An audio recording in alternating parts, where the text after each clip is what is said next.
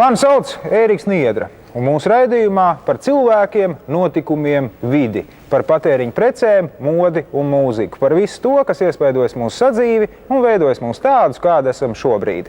11. sērija, 1976. 77. gads. Džinsu audumu ražo Latvijā, taksometri pa telefonu, mēbeļu nams, diskotēkas poligrāfiķos, Dailes teātris jaunās telpās.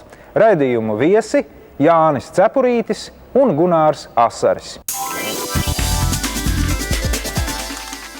Arvīds Lasmanis, nenopietnais cilvēks, atbilst patiesajam un nevis izfantazētajam mūsdienu varoņa tipam.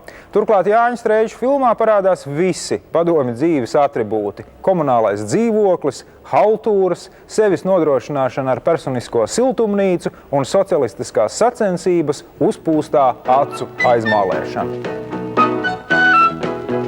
Sveiki! Labdien! Edgar onkuls! O, pie jums ir laba firma! Cilvēkiem siltumu dod. Un kas jūs tāds būtu? Tu zini, kā tur trūkst? Manis! Jānis Paukštēlo ir tikko uzsācis aktiera gaitas, un galvenais darbs viņam līdz šim bijis izrādē, kas veidota pēc Andreja Dripas romāna Pēdējā barjera motīviem. Ar visiem trūkumiem Arvīds, nenopietnais cilvēks, tomēr ir cilvēcisks un pozitīvs tēls, un šādu paštēlu aktieris Paukštēlo saglabā arī vēlākos gados, pat saņemot medaļu 70. gadu korčāginietis. Zini, ko, Arvīd, kāds tagad ir pats modīgākais teiciens? Nu, kāds? Lai tev visu mūžu tikai no algas vien būtu jāiztiek. Ei, kas tev notiek? Tu man vairs netici pārskaiti? Naudiņa milka to pačubina. Un atkal zilā vakarā dzied birzī lakstī galā. Viss nāk un aiziet tālumā, sākas viss no galā. Viss nāk un aiziet tālumā, viss nāk un aiziet tālumā. Viss nāk un aiziet tālumā, sākas viss no galā. Arvīd, apsveic ar rehabilitāciju! 1976. gadā Purvciemā tiek uzsākta mēbeļu nama celtniecība. Jaunais veikals tik tiešām iespaidīgs. Tā kopējā tirdzniecības platība ir 8000 kvadrātmetri. Tas ir 4 reizes vairāk nekā visiem līdzšinējiem Rīgas mēbeļu veikaliem kopā. Jaunais mēbeļu nams ir otra lielākā celtne, kas šovasar padomju Latvijas svētkos nodota rīdziniekiem.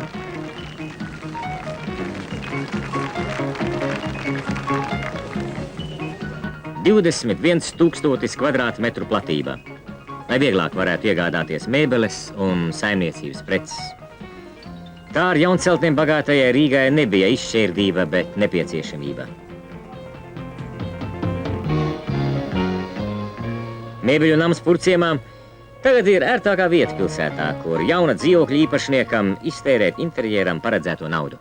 1976. gadā Rīgas ielās un pirmām kārtām maršrutos uz Imantu sāk kursēt lielie, dzeltenie Ungārijas Tautas Republikā ražotie Ikarus autobusi.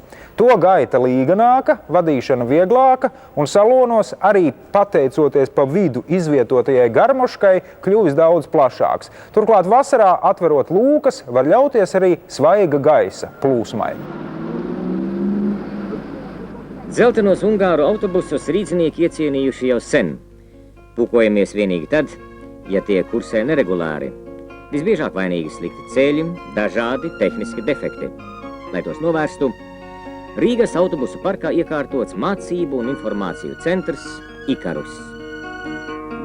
Par autobusu piegādi konkurss netiek rīkots, tie vienkārši iekļauti plānā. Rīga vispirms saņem tikai 2 modeļus izmēģināšanai, bet palēnām visi līdz šim kursējušie balti sarkanie 180. sērijas Ikarusi tiek nomainīti ar dzeltenajiem. Līdz 76. gadam, lai nokļūtu taksīšu salonā, jāgaida garās rindās pie taksometru pieturām vai ilgi un izmisīgi jācenšas tie noķert uz ielas. Tagad viss ir savādāk. Atliek nocelt telefona klausuli, uzgriezt ciparu kombināciju 27 66 61 un jau pēc pusstundas mašīna jūs gaida pie durvīm.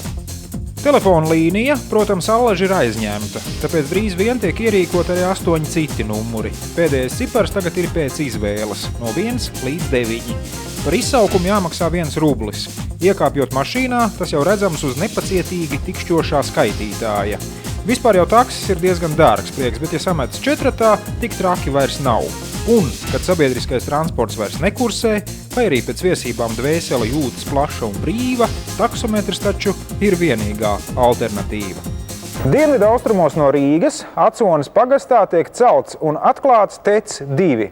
Uz Purvciemu un Mežciemu aizstiepjas kilometriem garas un estētiski nebaudāmas siltumtrašu rindas, un ja nu kāds ārzemes pieks vai vietējais interesants gribētu uzzināt, kur gan atrodas jaunais objekts, lokalizācija problēmas nesagādātu. 19. aprīlis bija spraiga darba diena arī Rīgas 2. termoelektrocentrāles celtniekiem.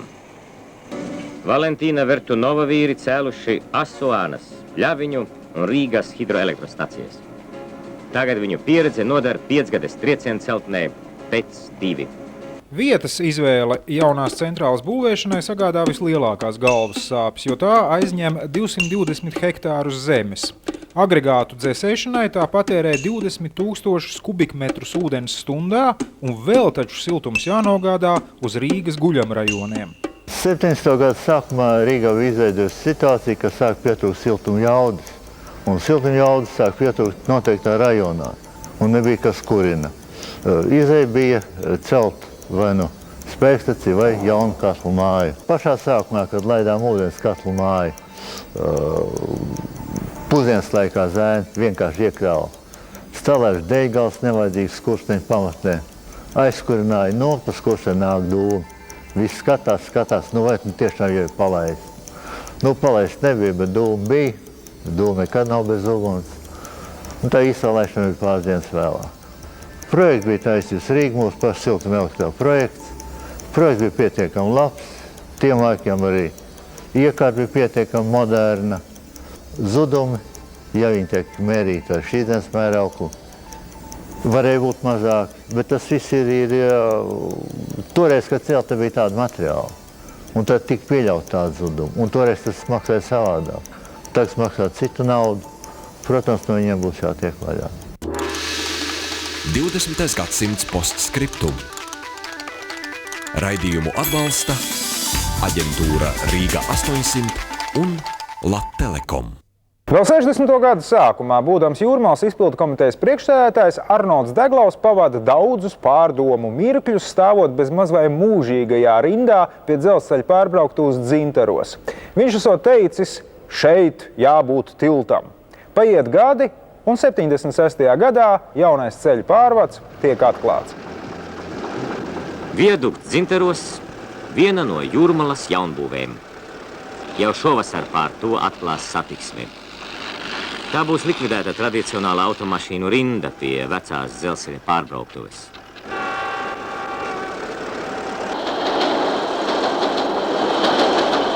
Turpat netālu ceļas atrakciju un spēļu automātu paviljons. Augustā šeit atklās starptautisku izstādi Kurorts 76. Ir izstrādāts un apstiprināts Jūrmalas attīstības ģenerālplāns. 2000. gadā mūsu kurortu pilsētas iespējas palielināsies 4 reizes. Jaunas atpūtas bāzes jau atvērtas šogad. Jūrmalas saimniekiem vasaras sezonai gatavi. No Monreālas olimpiskajām spēlēm uz Latviju atceļo daudzas medaļas. Pie sudraba tiek volejbolists Pāvels Seļevānovs, vieglatlēti Inta Kļimoviča un Juris Silovs 4x100 metru stafetē, bet zeltu nodrošina Tamāra Dauniene un Uljana Semjonova, jo olimpisko spēļu programmā pirmo reizi ir iekļauts arī sieviešu basketbols. Mēs sākam stāstu par latviešu vieglatlētiem Monreālas olimpisko spēļu kandidātiem, kas soli pa solim, no treniņa uz treniņu, no sacensības uz sacensību, tuvojas olimpiskā 1976. gada startiem.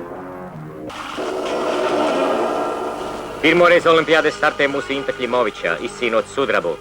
Vēl 2 sudrabi Pāvēlam Seļivānovam volejbolā, Aivaram Lazdeniekam airēšanā, bet Uljānai Semjonovai zelts.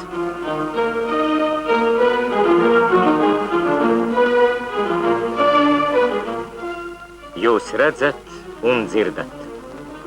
Jūs topat liecinieki atmiņām, atcerēm, vēsturē. 76. gadā par modernāko tiek uzskatīta sieviete, vecāka par 25 gadiem, slaida un sievišķām niansēm bagāta. Viņa valkā svārkus, zemākus par celi vai platās kļošenes. Gan vieni, gan otri rotāti ar vienkāršām uzšūtām kabatām. Kļošenes valkā arī viņas draugs, komplektā ar apspīlētiem krekliem ar platu apkakli. Savukārt kļošenes ir 70. gadu vidus raksturīgākais apģērba gabals. Izvēloties bikses, jaunieši to galus samēra ar kājas pēdu. Ja diametrs ir mazāks par pēdu, sevi cienoša būtne tādas valkāt nedrīkst. Bikšu augšdaļa toties ir cieši pieguļoša un jostas vieta pēc iespējas zemāka. Īstu džinsu audumu veikalos nopirkt nevar. Importa bikses maksā vismaz 100 rubļus. Vietējie ražotāji steidz piedāvāt padomju analogu – mīkstu, zilas pusvilnas drēbi. Modes vērgi tomēr labāk izvēlas plāno brezentu. Tas vismaz nedaudz dilst. Kas zina, kā īsti rodas iedvesma? Šajā pilsētā tā dzimst no nejaušības. No vēja spēlēm, no viļņu sarunām, no akmens mūzikas. Tā dzimst no priecīgas saviļņojuma svētku priekšvakarā. Šajā pilsētā, Rīgā. Arī tu esi gaidīts Rīgas 800 gadas svētkos. Gaidīts, lai iedvesmotos. Mums tepat blakus ir lietas, kuru pastāvēšanai mēs ikdienā nepievēršam uzmanību. Gaiss, zeme, ūdens, uguns, telefons. Mūsdienās telefona līnijas caurstrāvo visu, kas notiek pasaulē. Darbus un atpūtu, rūkus un priekus, visu, kas notiek ar mums. Esam tuvāk. Latelekom. Izstāde Metropola, tā ir Rīgas projekcija ilgstošās tagadnes formā. Tilti, iela, nami, tirgus, pagātne, tagadne, nākotne, gravīrās, gleznās, fotogrāfijās, objektos, kinohronikā. Izstāde Metropole, Rīga, Biržas namā no 17. augusta līdz 17. septembrim.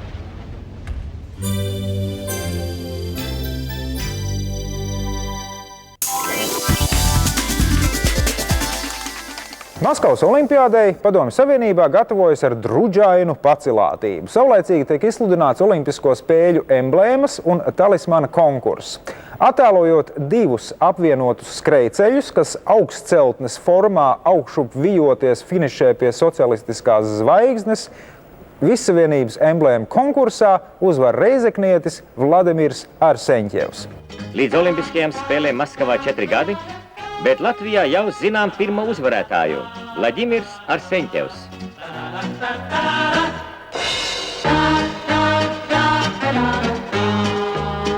Reizeknes dzelzceļa distances mākslinieks noformētājs veidojis labāko Maskavas olimpiādes emblēmu. 26,000 emblēmas skiču bija atsūtījuši 8,000 mākslinieki no visas pasaules.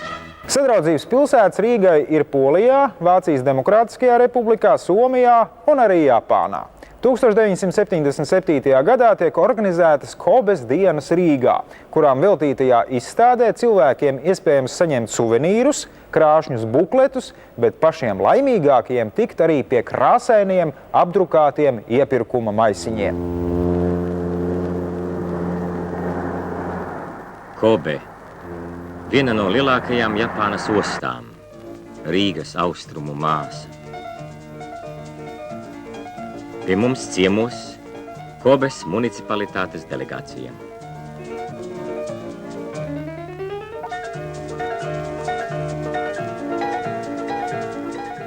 Lai sadarbībai būtu reāls segums, nepietiek ar grāmatu zināšanām vien.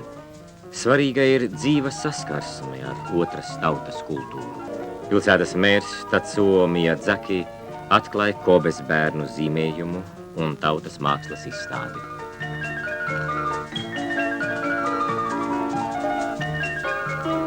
Kimono nepakļaujas modes pārmaiņu virsskaņas ātrumiem. Enerģiskie Japāņi to joprojām tur lielā cieņā. 1977. gadā tiek uzsākta ķeguma HES rekonstrukcija. Tāpēc, ka elektroenerģijas ražotne uzbūvēta 39. gadā un kara laikā tikusi izpostīta. Arī 53. gadā ražotās turbīnas, kas uzstādīts atjaunotajā HES, ir jau novecojušas. Ķegums 1978. gada sākumā. Un te ķegums pirms vairāk nekā 40 gadiem. Šie kadri filmēti buržuāziskajā Latvijā, kad cēlās pirmā un vienīgā spēkstacija uz Daugavas. Gadu darbus dažās minūtēs atkāpjoties iznīcināja fašisti. Tūdaļ pēc ķeguma atbrīvošanas atkal darbs. Atgūt gaismu mums palīdzēja visa padomju valsts. Un šodien ķeguma trešā pārvērtība – izaugsme un modernizācija. Kad ierindā stāsies 3 jaunās turbīnas, paplašinātās hidrostacijas jauda sasniegs 236 000 kW. Ķeguma HES saņem jaunus agregātus, jaunas ēkas, taču 46. gadā atjaunoto tiltu nopietni remontēt neņēmas neviens, un vēlāk, profilaktiskās pārbaudes laikā, tas nobrūk, izraisīdams vienu no lielākajām industriālajām traģēdijām Latvijā, kurā iet bojā cilvēki. 1977. gadā tiek uzsākta 3. Vanšu tilta celtniecība Rīgā. Tautā tas tiek iesaukts par vosa ģitāru, balalaiku vai kokli, kas nu kuram tuvāks. Celtne, kuras montāžas gaitē ik viens rīznieks garām steidzot daudzkārt uzmetis ieinteresētu skatu, tagad gatava. 75 automašīnas Kamaz, katra 20 tonu svarām izšķirošajā pārbaudē. Rīznieki iegūši savai pilsētai drošu un ērtu tiltu, kas kopā ar estakādēm veido gandrīz 2 kilometrus garu transporta maģistrāles posmu pāri Daugavai. Jau kaut kur kompartijas vadība bija nolēmusi, kad visātrāk ir jāuzbūvē tilts, kas savieno centru ar Jūrmalu. Mēs, arhitekti, pilsētplānotāji, visi bijām paredzējuši, ka vispirms ir jābūvē tilts Hanzas ielas galā, jāizveido smagā transporta apeja ap pilsētas centru, un tikai pēc tam var būvēt Valdemāra ielas galā tiltu, kas ir vieglam transportam. Voss ļoti tā asi pateica, labi, jūs, Vēdra Asar, variet 7 reizes nomērīt, bet nogriezīs citi. Ļoti nozīmīgi bija šī cīņa par vienu pilonu kreisā krastā, lai radītu šī kreisā krasta vertikāļa dominants, kas būtu atdalīts no tā labā vēsturiskā krasta abūs silueta. Un mēs ļoti meklējām īsto šī pilona vietu, kā vertikāla akcentu vietu, jo Rīga ļoti plakana pilsēta. Jebkurš vertikāls akcents, pilons vairāk kā 100 metru augsts, ļoti tālu var redzēt. Un godīgi sakot, šo vietu ļoti viennozīmīgi mēs noteicām pilsētas plānā Valdemāra ielas asī, kur ir Gorka ielas asī, un viņa ir arī Brīvības ielas asī un Ganība Dambja asī. Savu transporta funkciju viņš nospēlē, bet, protams, vēl šodien mēs sakam par tuneļu būvniecību, tagad ir pieņemta lēmums par tuneļu būvniecību, ziemeļu daļā, bet mēs zinām, kādas problēmas ir ar šo transportu, šo vieglā transportu ieplūšanu šeit Valdemāra ielā, jo nav šis atrisināts transporta apējā pilsētas centru. 20. gadsimts postskriptum. Raidījumu atbalsta aģentūra Rīga 800 un Lattelekom. 77. gadā Rīgas Dinamo stadionā viesojas poļu autorodeo. Braši vīri priecē publiku ar nesevišķi bīstamiem trikiem, un skaistas meitenes izpilda vienkāršus akrobātiskus numurus. Afišas ir iespaidīgas, reklāma nostrādā un pasākums ir labi, pat lieliski apmeklēts. Neskati vīru no cepures, neskati no usām un zābaks spožuma. Viņa profesija ir risks. 70. gadu cilvēki vēl māk brīnīties, un diezgan vienkāršie triki tiek vēroti ar pienācīgu bijību. Kamēr viens poļu kaskadieris balansē Fiatiņu uz 2 ritiņiem, citi izlien pa sānlogiem un vizinās stāvus uz gaisā paslietās malas. pēc tam nomaina vienu riteni un hops, salien atpakaļ salonā. Cits triku meistars lec caur degošu apli vai ar motociklu lido pāri 8 Fiatiem. Vēl ilgu laiku šur un tur nadzīgi latvieši cenšas atdarināt poļu trikus, gan nezinot, ka vispirms īpaši jānostiprina ritiņi un tikai tad var braukt kā rodeo meistari. Lai gan oficiāli radušās pirms pāris gadiem, tieši 77. gadā tās ieņem paliekošu vietu jaunatnes atpūtas plānos un padomju cilvēku leksikā – diskotēkas. Pirmās un populārākās ir Poligrāfiķa centrālajā klubā Lāčplēša ielā, te darbojas Normunds Erts, Ivars Krastiņš un Pēteris Kokovkins, kā arī Politiskā institūta studentu klubā, kuru vada Hārdijs Lediņš un vēlākais kuldīdznieks Viesturs Liepiņš. Diskotēkas rīko jauni cilvēki saviem vienaudžiem. Oficiāli tām ir audzinoša un izglītojoša un tikai pēc tam izklaidējoša funkcija. Lai gan patiesībā tā ir vieta, kur padejot pie tobrīd aktuālas ārzemju popmūzikas, kuru nedzirdēt vienīgajā Latvijas radio.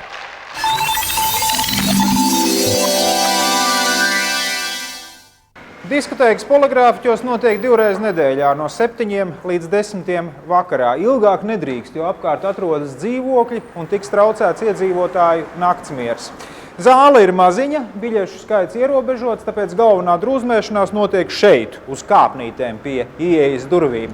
Tālredzīgākie biļetes iegādājušies iepriekš Kultūras nama administrācijā 2. stāvā, pārējie izmisīgi tās cenšas iegūt vēl pēdējā brīdī.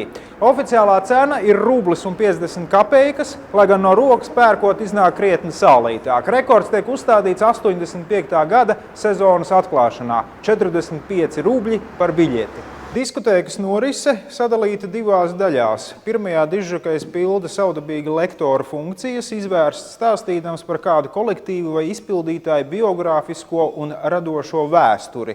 Retumis ilustrējot savus vārdu plūdus ar kādu dziesmas fragmentu vai diapozitīvā fiksētu skaņu plates apvāciņu. Otrā daļa atvēlēta dejām, kad skan absolūti viss. Sākot ar ABBU un Bonnie M un beidzot ar Electric Light Orchestra un Queen. Tikai vēlāk, Ivara Rengarda laikā, komentāri tiek ietilpināti starp dziesmām, netraucējot deju soli zālē, un parādās termini intro, pāreja, miks, drives, kulminācija un kritums. Sadzīvē cilvēku mūziku uzkrāja 500-niecēs. Ļoti ērti, jo katrā pusē var ierakstīt vienu albumu, un viskvalitatīvākos ierakstus veica Juris Lapinskis Pārdaugavā. Taču dižžokeja ērtības labad izvēlas mazākus formātus, 1, 2 vai 4 dziesmas katrā lentē. Viss process uz skatuves notiek ar mikšerpults un 3 magnetofonu palīdzību. Visparocīgākie ir Majak 203, kurus vēlāk nomaina ar Lietuvā ražotajām elfām. Nodibināt kontaktus ar pasaules informatīvo telpu dižžokeji nāk uz šeieni – Viļa Lāča bibliotekas mūzikas nodaļu. Kultūras pārvaldei, izsniedzot speciālu izziņu, viņiem tiek dota iespēja iepazīties ar britu un amerikāņu nedēļas izdevumiem Melody Maker un Billboard, kas parādās šeit tikai ar 2-3 nedēļu novēlošanos. Mūzikas ceļš līdz Latvijai ir krietni vien ilgāks. 20. gadsimts postskriptum.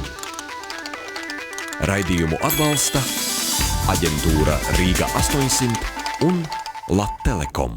77. gadā ar košu un iespaidīgu gājienu Dailes teātra draudzīgā saime pārceļas no vecajām, bet saspiestajām telpām Lāčplēša ielā uz jauno teātra templi Ļeņina un Sarkanarmija ielu stūrī. Rīgā 30. oktobra pēcpusdiena paliks Latviešu teātra vēsturē uz laiku laikiem. Ceļš zem kājām uz jauno namu.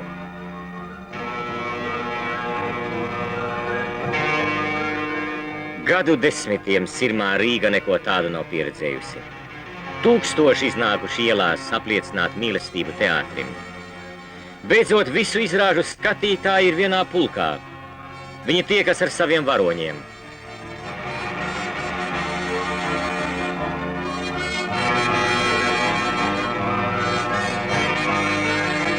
Caur ciešanām uz gaismu, Jaunā daile tomēr nav teātra arhitektūras šedevrs. Publika sūdzas par slikto akustiku un redzamību. Arī vizuāli ēka neatbilst diezko augstiem standartiem. Stāsta, ka celtniecības laikā projekts nemitīgi mainījies un vienu laiku pat klīdušas runas, ka vieglāk būtu uzslieto nojaukt un sākt visu no jauna. Mēs jaunās mājās ejam.